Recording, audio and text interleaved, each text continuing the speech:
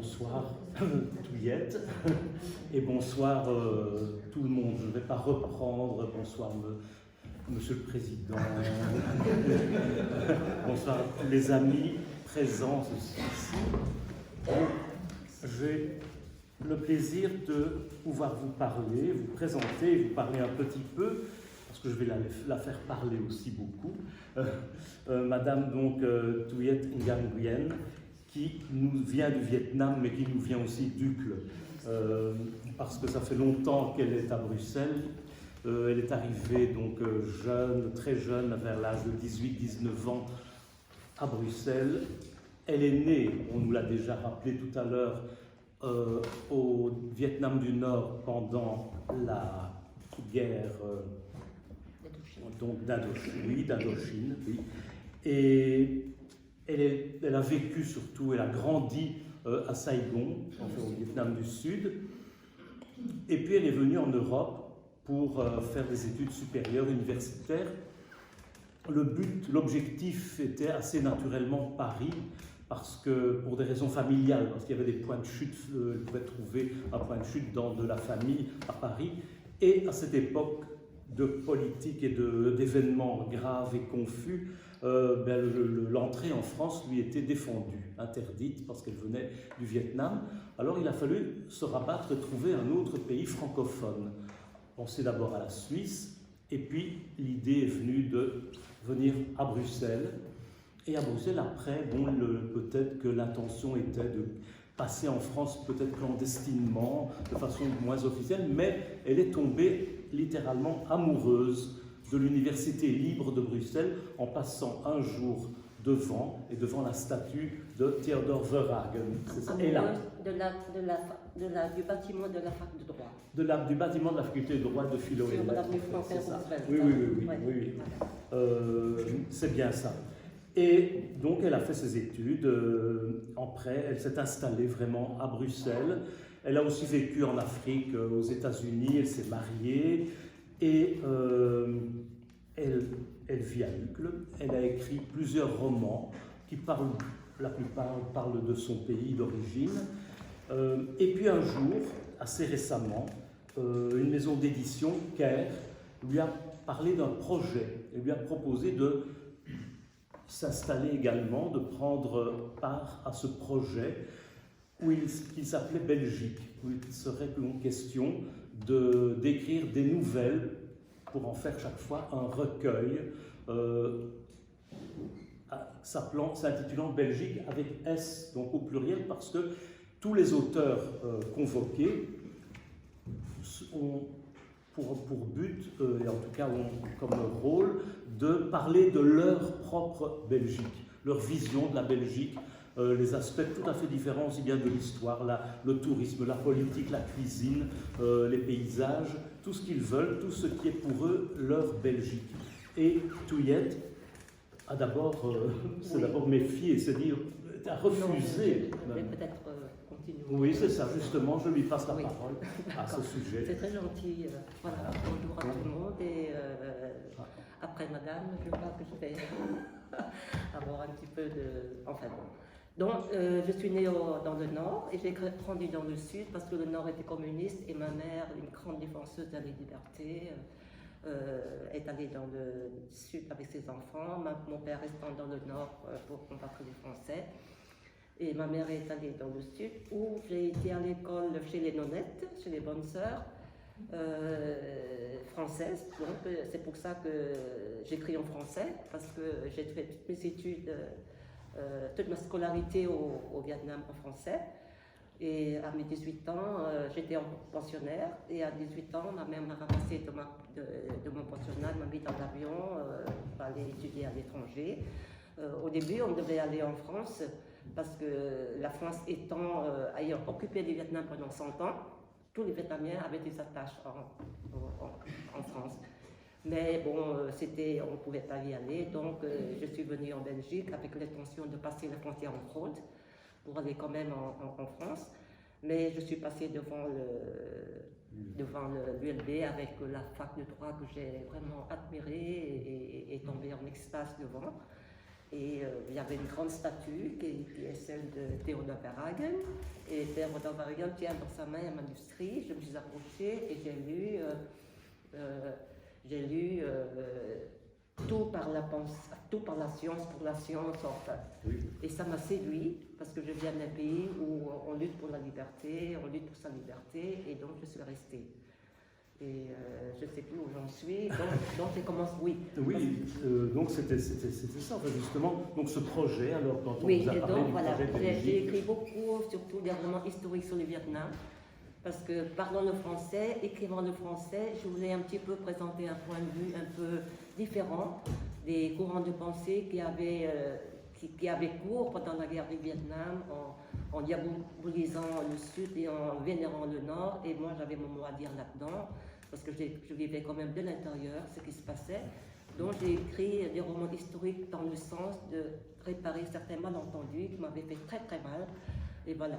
Et puis après, j'ai écrit autre chose encore et j'étais occupée à un autre projet. Conquer m'a approché pour participer à la collection Belgique. Et moi j'ai dit non, je vais pas écrire ça. Et il me dit mais pourquoi? Je dis parce que je ne suis pas belge de souche. Je ne me sentais pas légitimée pour écrire sur la Belgique. Et d'ailleurs, ce sont des nouvelles, je n'ai jamais écrit de nouvelles. Et Guerre m'a convaincu qu'étant nationalisée, étant belge depuis plus de 50 ans, j'avais le droit d'écrire sur la Belgique. Et donc, j'ai accepté. Et puis, je me disais que c'était une occasion pour rendre hommage au pays qui m'a accueilli. Quand j'avais perdu le mien, quand le Sud était tombé entre les mains du Nord après la fin de la guerre, le Nord communiste. Et donc, je ne pouvais pas rentrer parce que, ayant étudié en Occident, je suis l'ennemi, l'Occident étant l'ennemi du communisme. Et donc voilà, et puis j'ai accepté d'écrire pour rendre hommage au pays qui m'a accueilli. Et puis, bon, accepter c'est une chose, mais écrire c'est autre chose. Je me dis, mais qu'est-ce que je vais écrire? Alors je téléphonais mes amis, bon, aidez-moi, donnez-moi des idées et tout. Ils me disaient, mais taka, il y a plein de choses pour écrire sur la Belgique. Je demande quoi? Mais si. Donc, pour finir, j'ai dû vraiment creuser dans les méninges pour trouver des sujets qui pouvaient convenir. Et finalement, je pris tellement de plaisir à écrire ce recueil, j'étais tellement contente de l'avoir fait. Je remercie vraiment Guerre de m'avoir invité à le faire. Mais je pense qu'il a eu raison, parce que c'est aussi très intéressant d'avoir le regard différent d'une personne qui, comme vous dites, qui n'est pas née en Belgique, qui n'est pas de souche, mais qui connaît quand même très bien le pays, après tant de dizaines d'années. D'ailleurs, j'ai épousé un francophone de Flandre. Donc je connais un francophone de Flandre, voilà, un belge dans la francophonie et la Flandre. Ben oui, vous êtes un peu à la charnière de tout ça, et avec quand même une certaine distance malgré tout. Oui. Donc je pense que c'était très... D'ailleurs, en effet, ce recueil refait découvrir un peu, change un peu le regard d'un Belge sur son propre pays, parce que les choses qu'on connaît trop bien, on ne les voit plus finalement. Et là, tout à coup, on réapprend à regarder d'un autre, et puis tiens, le parc de Wolvendal. Oui, je suis passé souvent sur un parc, quoi. Il y a des pelouses et des arbres. Et puis on y retourne, et ben oui, quand même, c'est pas mal, c'est autre chose que on le voit, on le redécouvre un peu. Et est-ce que c'était pas le moment de lire un petit extrait? Oui, mais je veux bien le faire. Bon, oui. Les nouvelles, il y en a 6. Oui, donc, il y a 6 nouvelles. La première, c'est Les Vieux Amants. Oui. Donc, c'est le problème de la Belgique et de la différence. Des deux communautés. Oui, de communautés et tout. Et donc, le deuxième, c'est le parc de Wolvendal, dont vous avez parlé. Il y a les Aubes claires qui parlent de l'exil, les Sunday Blues qui parlent des attentats de Bruxelles de 2016. Et les Bruxelles d'Ostende, parce que j'ai épousé un francophone de Flandre qui est à Ostende et plus de souche, et donc je connais un petit peu Ostende. Et surtout, j'aime beaucoup les crevettes grises, les croquettes aux crevettes grises d'Ostende. Donc, je viens consacrer un peu sur la couverture. Oui, voilà. Donc, il faut regarder vraiment la tête de la crevette. Donc, maintenant, le premier extrait que je voudrais lire. C'est celui-ci, ça, c'est le bon. Le premier. C'est ça, pour la première. C'est donc Les Vieux Amants. Donc, ça parle des problèmes linguistiques et des tensions communautaires. Donc ça s'appelle les vieux amants, hein, et c'est elle qui parle. Il vaut mieux vivre seul que mal accompagné, dit le dicton. Elle a commencé à s'habituer à vivre seule, à se faire une raison. Trop de choses les séparent. Il y a d'abord la langue, le français pour l'un, le flamand pour l'autre. Qui dit différence de langue, dit différence de culture, et partant de là, de mentalité. Même la géographie s'en mêle, avec la mer chez lui, dans le nord, et la montagne, ou ce qui en tient lieu, chez elle dans le sud, à moins que ce ne soit l'inverse, la montagne chez lui, que la mer chez elle. Entre les deux, il y a la barrière linguistique devenue, avec le temps et les querelles de clocher, une frontière administrative. En conséquence de quoi, il y a des trains où la communication aux voyageurs se fait en flamand, puis passe au français, sans crier gare entre deux gares. Les touristes en perdent leur latin. We are still in Belgium, are we not? Oui, sir, vous êtes toujours en Belgique. Mais we have left la Wallonie, où on parle français. Maintenant, we are in Flandre, où on parle du flamand. Et dans la région de Bruxelles-Capitale, which sits between la Flandre et la Wallonie, we talk both flamand and français. Such a tiny country, and you have 2 languages. No, sir, 3 languages. Because there is also l'allemand, qui se parle dans les cantons de l'Est. A minuscule territory which used to be part of Germany. Oh my God! And how I am supposed to know where I am? In Flandre, in Wallonie, or in cartoons de Liszt? Pardon, sir, c'est canton, pas cartoons, pas bande dessinée. Même si nous sommes connus dans le monde entier pour Tintin. Tintin, si vous voulez, qui est le héros des cartoons créés par un Belge nommé Georges Rémy. I know Tintin, I read Tintin in America. Now my grandkids are reading it. It was written by Hergé. Hergé is the pen name of Georges Rémy, sir. And to know if you are in Flandre or in Wallonie, you look at the colors, les poteaux des feux de circulation quand you are in town, et les couleurs des panneaux de direction when you are on the road. Quand c'est blanc et rouge, it's la Wallonie. Quand c'est yellow and black, it's la Flandre. That's quite confusing, if I may. It's Belgium, sir. But ne vous tracassez pas. Tout notre secteur touristique, hôtels, shops, tour guides, comprend et speak your language. Have a nice time visiting our beautiful country, monsieur. Donc ça, c'est pour parler des problèmes linguistiques, parce que j'ai été confrontée à ça quand je suis venue. Et je dis toujours, les différences de langue créent des conflits. Pourtant, chez nous, au Vietnam, on parle même la même langue, on a la même culture, on a les ancêtres, et on se bat tout le temps. Donc, je pense que voilà, c'est notre disposition d'esprit qui nous incite à être pacifique. Oui, voilà, c'est ça. Oui, certainement. Je pense que la violence fait partie aussi de l'humanité. Hein. On n'est pas des anges. Et comme quelqu'un tout à l'heure, Madame l'a dit, la violence parfois est inévitable. Mais il y a toutes sortes de raisons pour être violent. Et les mêmes raisons peuvent parfois permettre aussi de se rapprocher. Parce que le conflit parfois permet aussi de se rapprocher. Mais je vous remercie donc pour ce passage. Et justement, j'avais quelques questions à vous demander par rapport à la découverte de la Belgique. Justement, là, je dis la découverte parce que pour vous, c'était une sorte de découverte qui s'est faite assez rapidement, du jour au lendemain. Vous êtes arrivé ici, c'était même pas le but. Et l'univers belge, est-ce que vous pourriez citer des hauts et des bas, au fond des qualités, des défauts? Vous avez parlé du conflit, des conflits communautaires, enfin il n'y a pas que ça aussi. Peut-être dans la culture, je sais qu'il y a des choses que vous aimez beaucoup dans la culture. Est-ce qu'il y aurait, vous pourriez en parler, en citer quelques-unes, et peut-être aussi des choses qui vous plaisent moins? Je voudrais dire un mot sur le surréalisme belge, comme on le dit. Oui. Quand je suis arrivée ici, je vois qu'il y a un pain qui s'appelle pistolet, et il y a un autre pain qui s'appelle mitraillette, avec des frites et la mayonnaise, plein de trucs. Et donc je disais à mes compatriotes, c'est comme bizarre, hein? C'est un pays en paix, et qui appelle son pain pistolet et mitraillette. C'est comme nous, c'est comme si comme nous, on appelle notre riz grenade et bombe et plein de choses. Et ça m'a tellement étonnée. Et les Belges, enfin mes amis belges m'ont dit, mais oui, on a la Belgique, on est les Belges. Et donc voilà, c'est quelque chose qui m'a assez fort amusée. Et ce que j'aime chez les Belges, c'est comme on dit ici, on n'a pas le dickeneck. Hein, contrairement à certains Parisiens, certains Français. Ici, on n'a pas le dickeneck, on est très simple. Moi, je suis très simple, je pars, je ris, je pleure. On ne fait pas des creux dans les cheveux. Enfin, les cheveux sont raides de toute façon. Et donc, pour la simplicité et pour l'accueil. Bon, je dis ça parce que j'ai été très bien accueillie ici.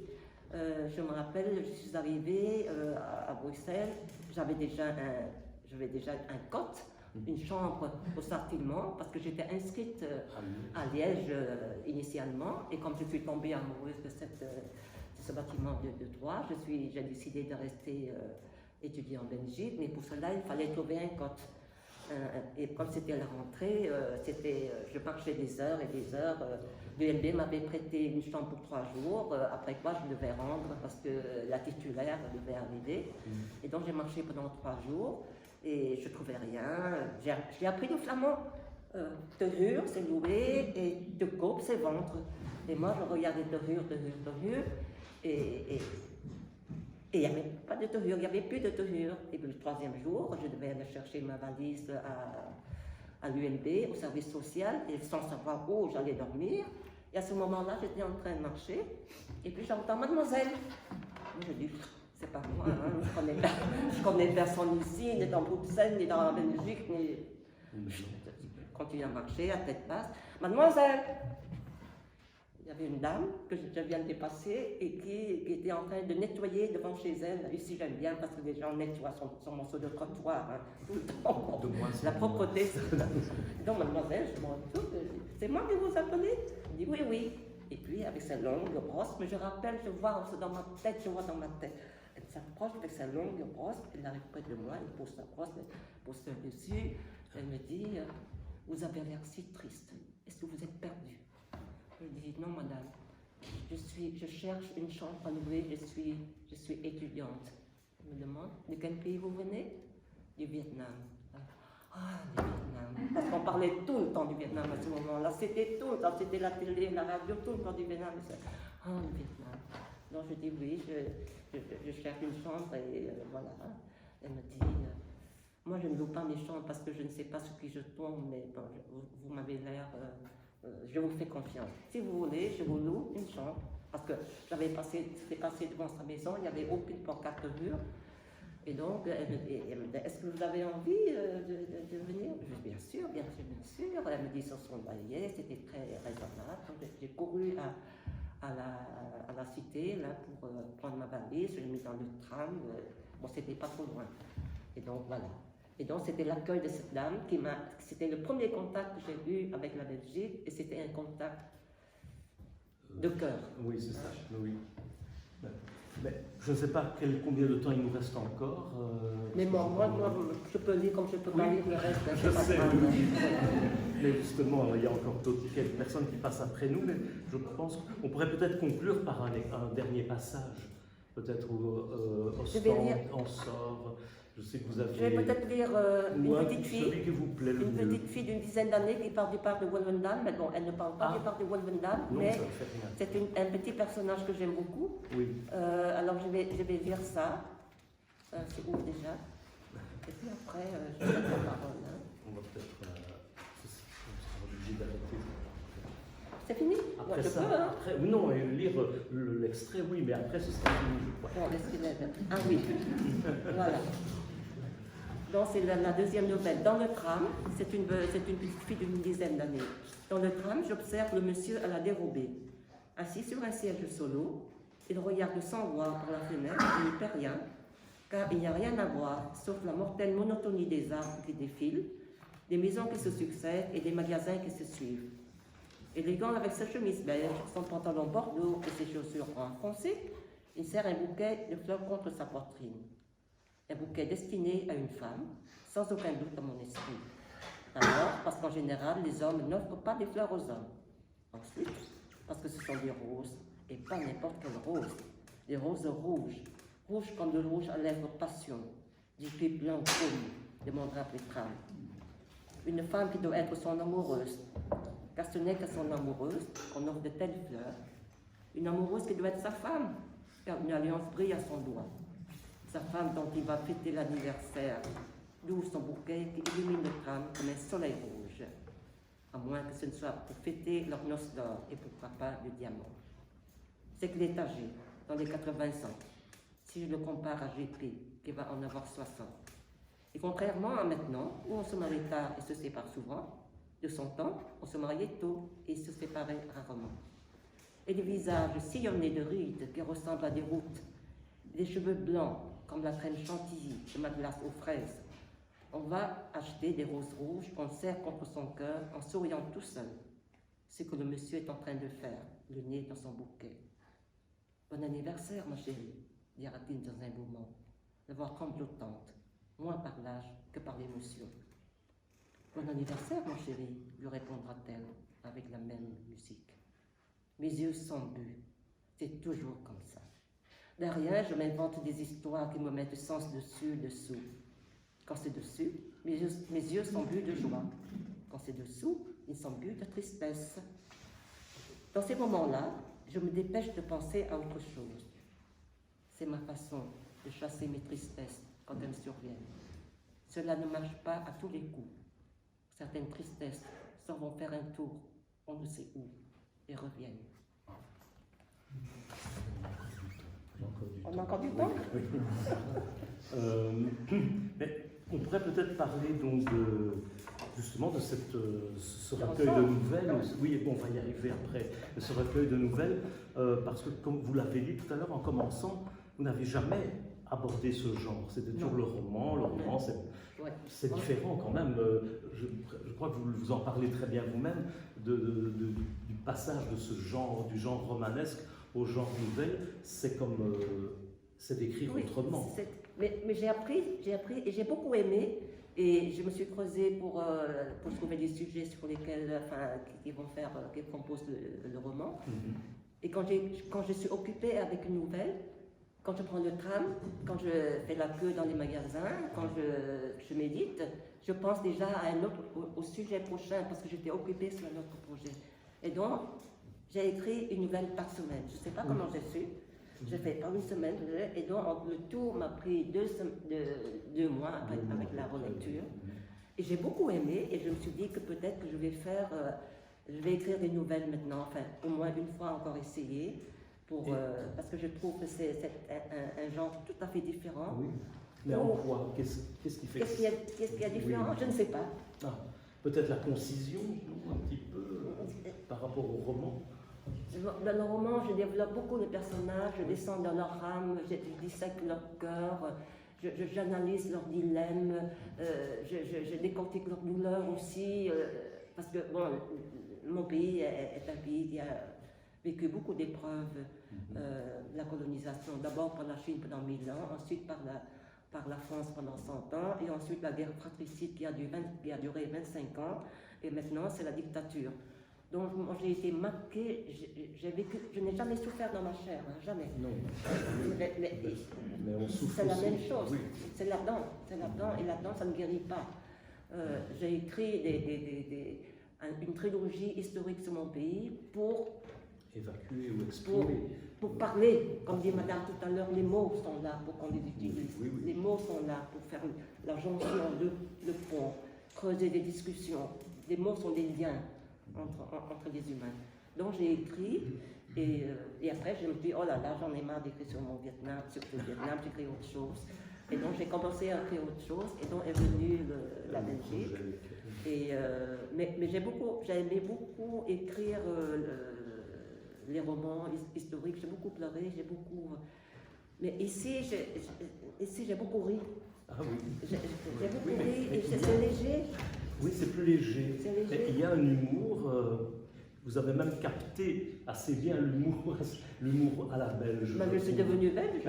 Oui, Je c'est suis vrai. devenue belge. Oui. Mes enfants sont moitié belges, Oui, c'est vrai. moitié vietnamiens. Mais oui. Et d'ailleurs, j'ai écrit la trilogie aussi pour eux parce que je ne pouvais pas les priver de la moitié de leur histoire. Parce Donc, que je c'est ça. racontais jamais l'histoire vietnamienne. Je racontais jamais à mes enfants. Je ne pouvais pas le faire. Quand je commençais, Ah et oui. puis voilà. Et donc, je me suis dit, un jour, je vais aller dehors, une voiture va m'écraser, ou je tombe, morte, je ne sais pas quoi. Et ils ne sauront jamais pourquoi je suis venue ici. Ils ne sauront jamais la moitié de leur Ça y est. histoire. Et je ne pouvais pas leur faire ça. Leur faire ça, non. Mais ceci, vous parlez de la Belgique, il y a vraiment de l'humour, de la familiarité, et puis aussi beaucoup de bienveillance, je trouve, par rapport aux choses, tout ce que vous citez, tout ce que vous abordez de la Belgique. Oui, je trouve que j'ai écouté avec beaucoup d'intérêt et d'admiration Madame qui a parlé avant moi. Et je trouve aussi que la bienveillance et le fait de ne pas juger, de ne pas condamner, pour moi, c'est quelque chose que je cherche toujours à cultiver.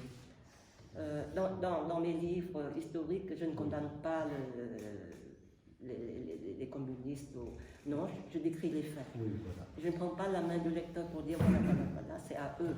Ils sont libres de penser, de retirer la conclusion de ce qu'ils ont dit. D'accord. Hein, voilà. C'est quelque chose comme ça aussi. Je regarde quand même. Je pense que maintenant, on va arrêter. Ok, Oui. très bien. Bien. Mais merci à vous surtout. Merci à vous.